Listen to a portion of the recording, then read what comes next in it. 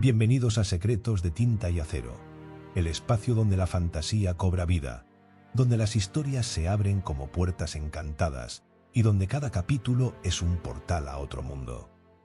Hoy viajamos a un castillo que no está anclado al suelo, ni al tiempo, ni siquiera a la lógica.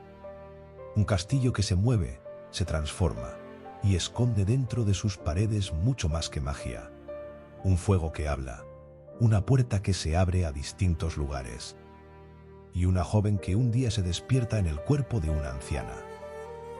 En este episodio vamos a sumergirnos en El castillo ambulante, la inolvidable novela de Diana Wynne Jones, una joya de la fantasía juvenil que fue mucho más allá de la película de Estudio Ghibli.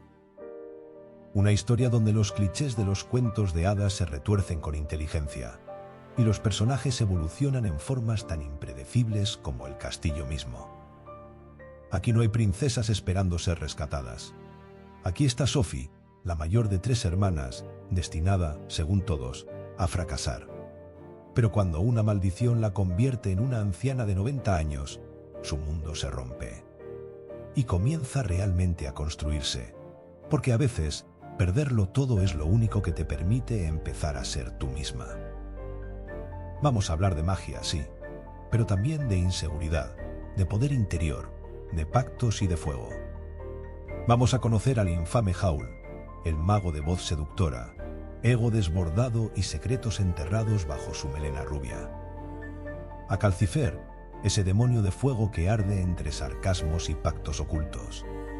A Michael, el aprendiz silencioso, y a un espantapájaros que quizás sea mucho más que lo que aparenta. En este episodio exploraremos el corazón del libro.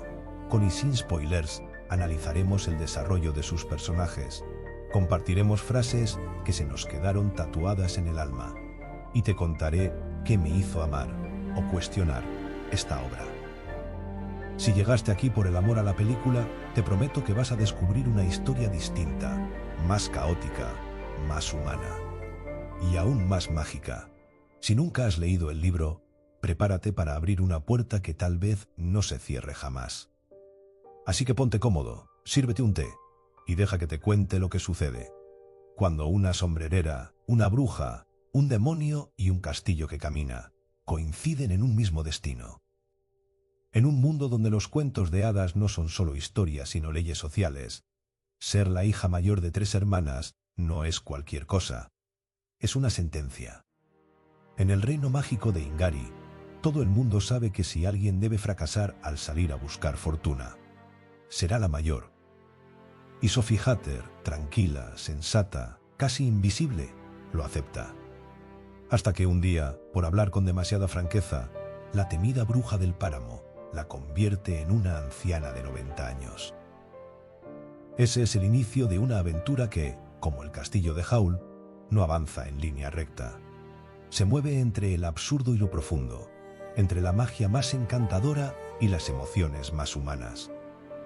Cuando Sophie huye y encuentra refugio como ama de llaves en el castillo ambulante del misterioso mago Howl, no solo cambia de edad, cambia de destino. Y ahí, entre un demonio de fuego que se queja sin parar, una puerta que gira hacia distintos lugares y un mago tan egocéntrico como brillante, Sophie comenzará a descubrir de lo que realmente es capaz. Lo más hermoso de este libro es cómo desmantela los roles arquetípicos de los cuentos clásicos. Sophie, al ser convertida en anciana, encuentra más libertad que nunca. No tiene que complacer a nadie. No tiene que ser bella, ni joven, ni dócil.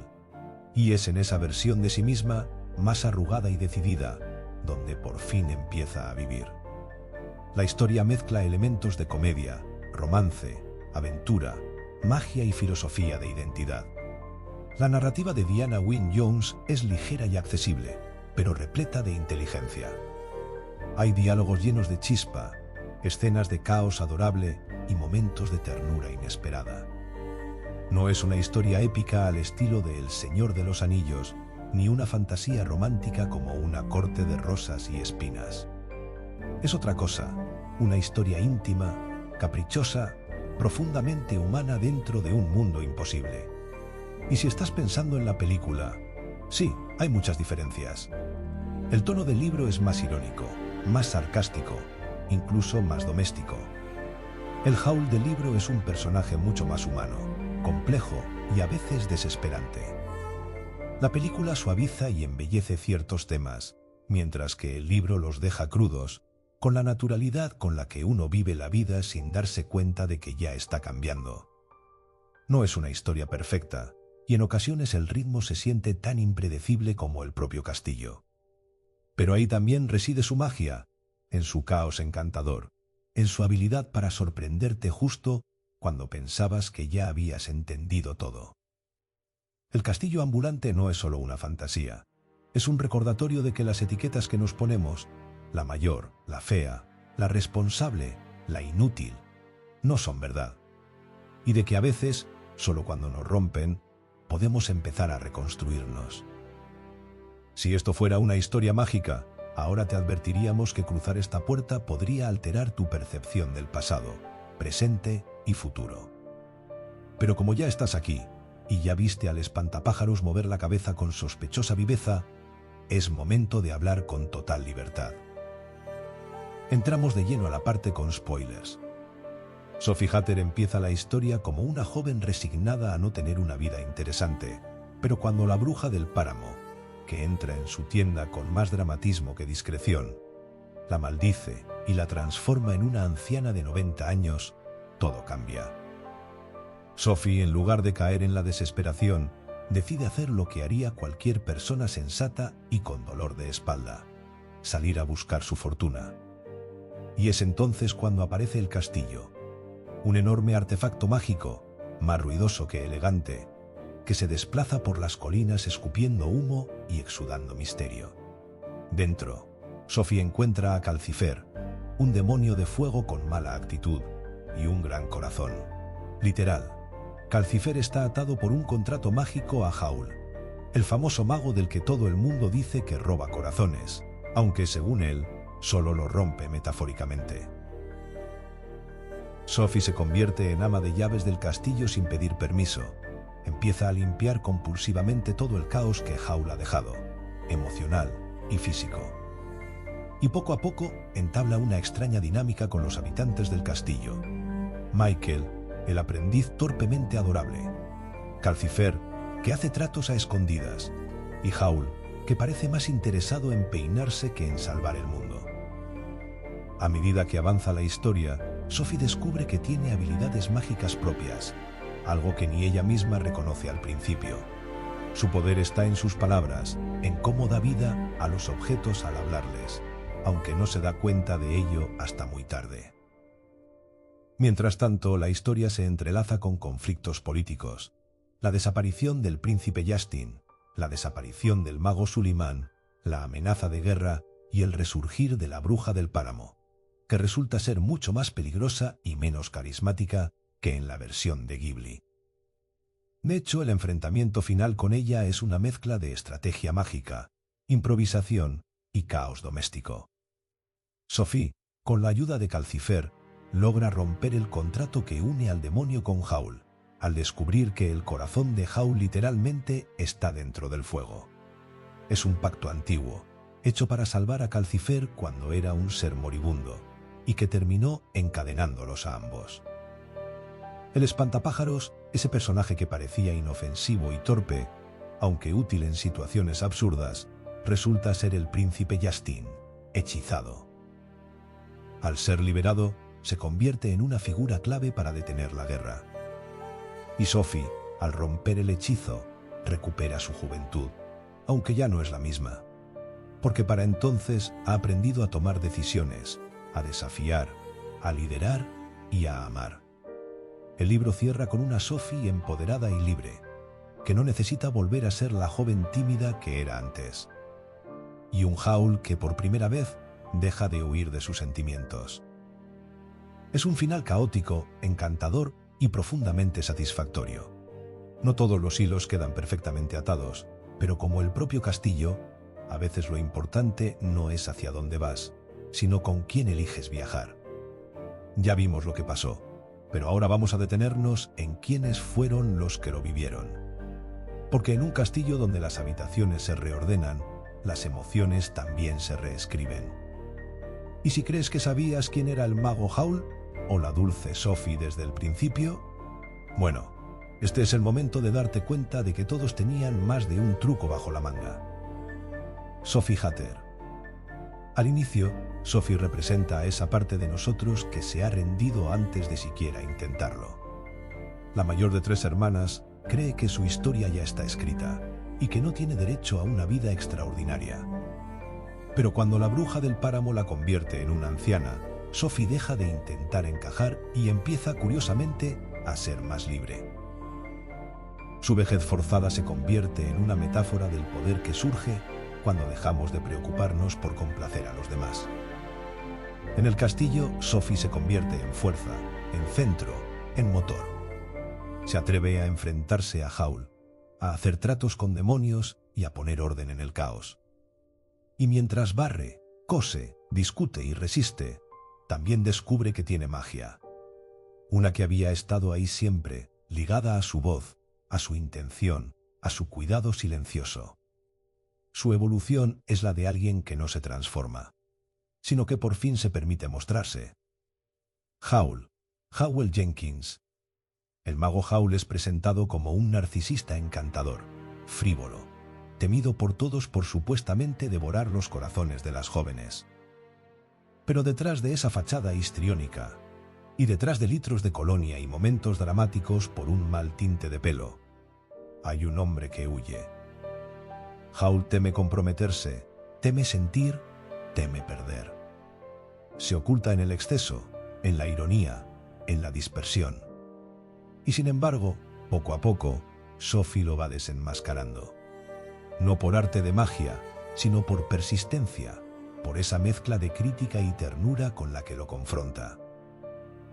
Al final, Howl no cambia radicalmente, pero sí elige quedarse. Elige enfrentar, amar y dejar de escapar.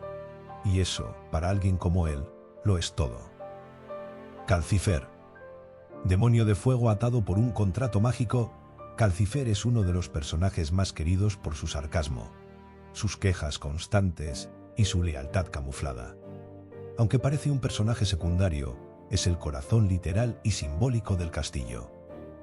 Su vínculo con Howl es tanto un hechizo como una amistad construida con años de codependencia mágica.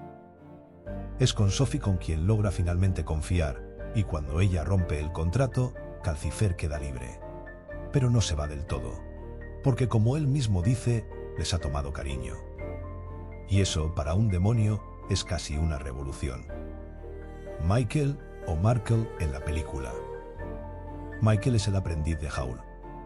Reservado, tímido y muy humano. Representa la figura de quien observa y sostiene desde la trastienda, sin protagonismo pero con constancia.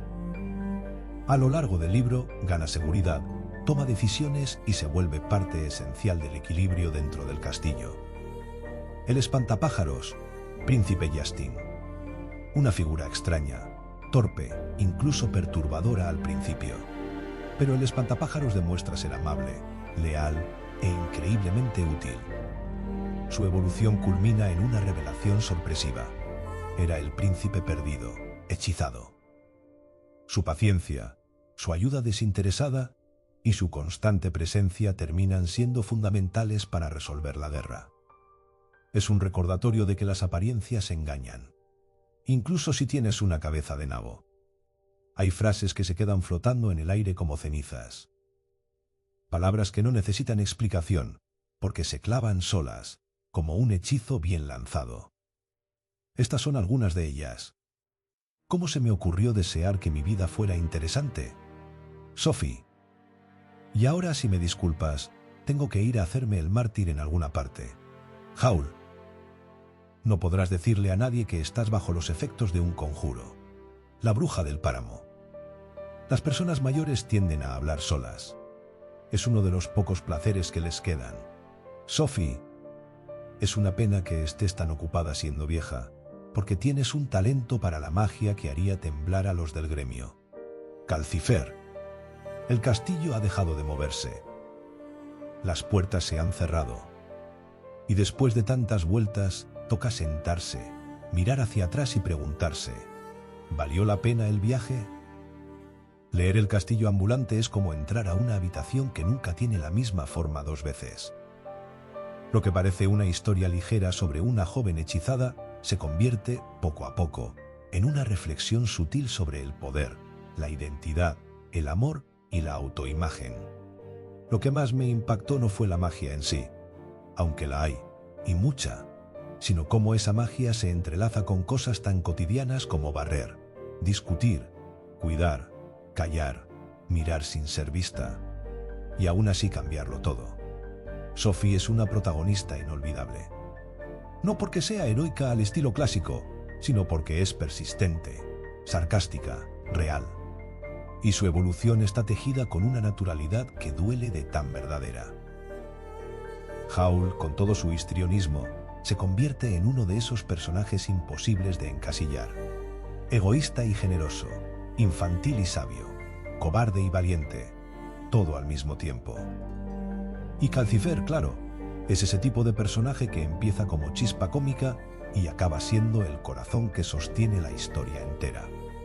El libro no es perfecto, el ritmo puede sentirse caótico, las resoluciones a veces llegan rápido, y hay cabos sueltos que no se atan con precisión matemática.